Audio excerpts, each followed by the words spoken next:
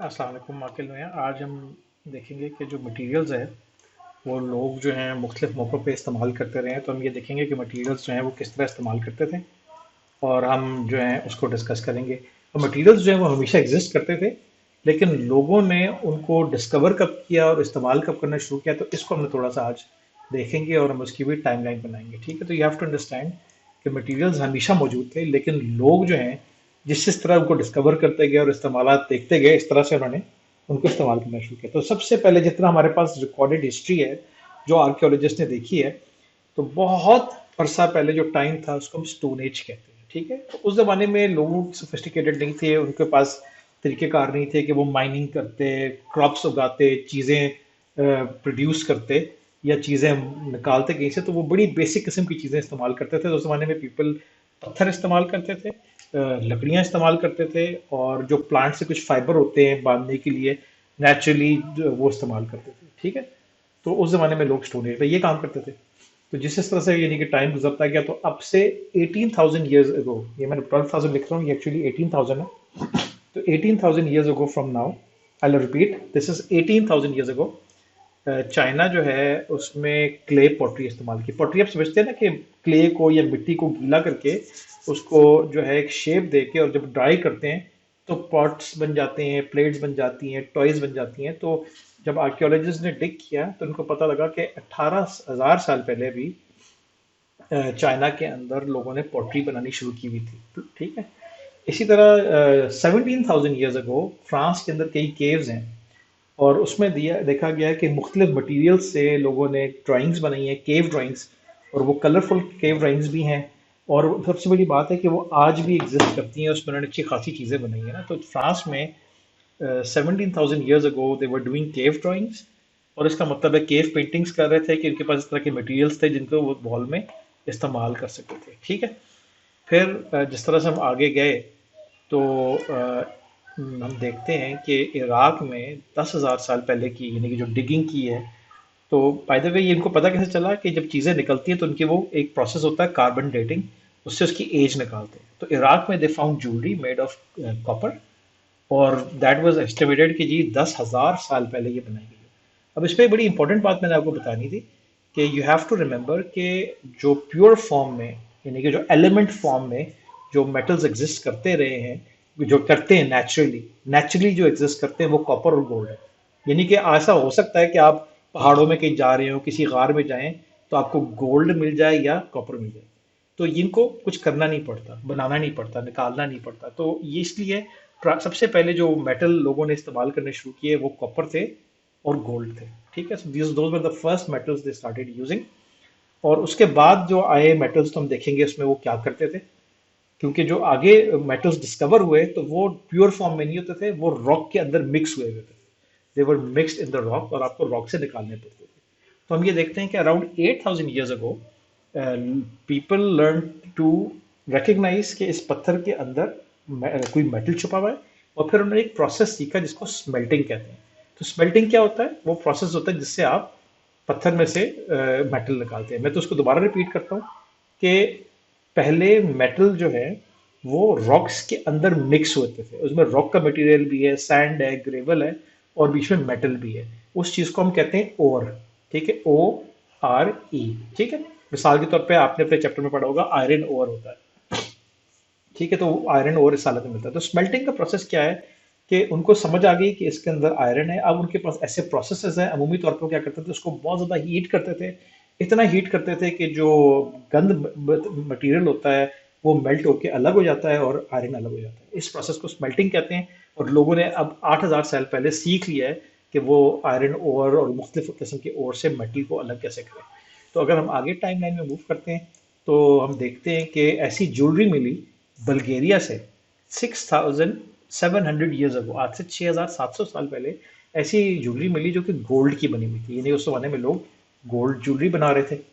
ठीक है, और अगर आप नीचे जाते जाएं तो हम देखेंगे कि 30 यानी कि आज से 3,200 साल पहले people became experts in smelting. यानी कि 8,000 साल पहले उन्होंने स्मेल्टिंग डिस्कवर कर ली थी, सीख ली थी, लेकिन 3000 साल में वो मेटल्स के मामले में बहुत एक्सपर्ट हो गए और उन्होंने बहुत सारे मेटल्स भी पहचानने शुरू कर दिए। तो ये 3200 साल पहले is the start of the iron age. ठीक है, उसके बाद आयरन एज स्टार्ट होती है। तो एक्सक्यूज मी, अब ये तो हम बात कर रहे हैं मेटल्स की। हम और भी मटेरियल्स देखेंगे, एक थोड़ी सी टाइमलाइन बन गई, देख लें कि आपको नज़र आ रहा होगा कि स्टोन एज से लेके हम आयरन एज तक का जो सफ़र है वो कितने सालों में हमने तय किया, और उसमें चाइना में क्या देखा, फ्रांस में क्या देखा, इराक में क्या देखा, एंड सो फोर्थ। लेकिन हम देखते हैं कि यूज़ ऑफ मटेरियल्स जो है वो और कॉन्टेक्स्ट में भी है। So there are other materials that were being used, और हम थोड़ा सा उनको थोड़ी सी एक समरी करेंगे, एक टाइमलाइन में देखेंगे। ठीक है, तो लेट्स स्टार्ट।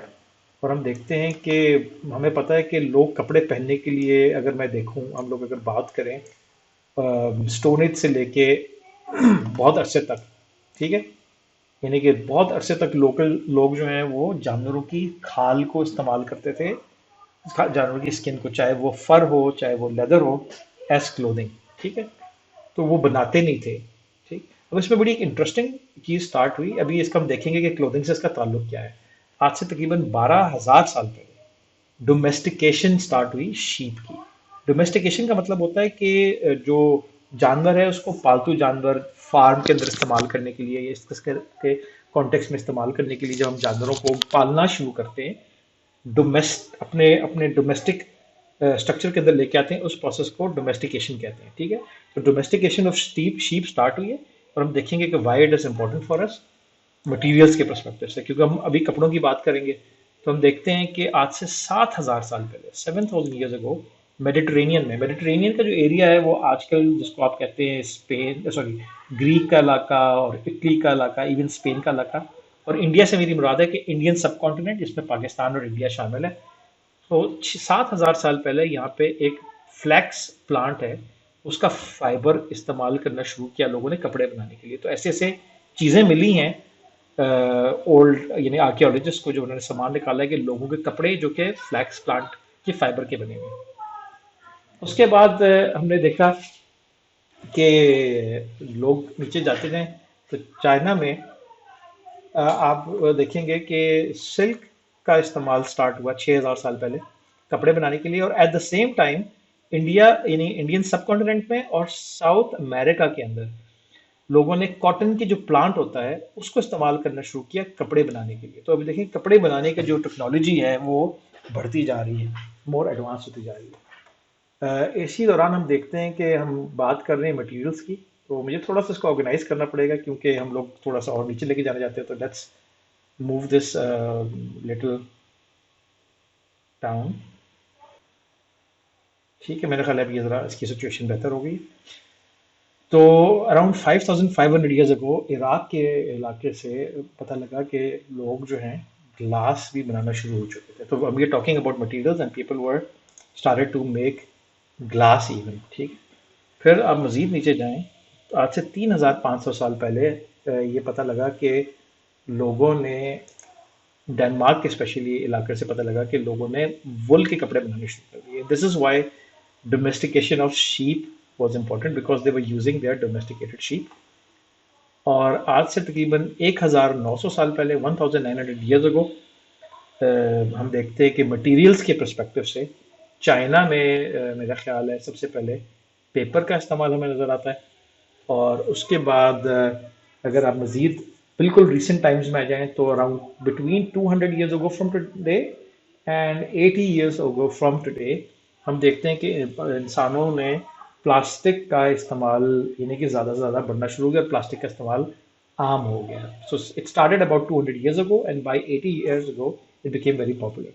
तो आई होप कि ये टाइमलाइन आप देख सकते हैं ऊपर से लेके नीचे तक, और आपको उसको देख के अंदाज़ा हो जाएगा कि यानी कि over the years stone age से लेके आयरन एज तक, और फिर आयरन एज से आगे जो है वो आजकल के दौर तक मुख्तलिफ चीज़ें लोगों ने किस तरह से इस्तेमाल की मटीरियल।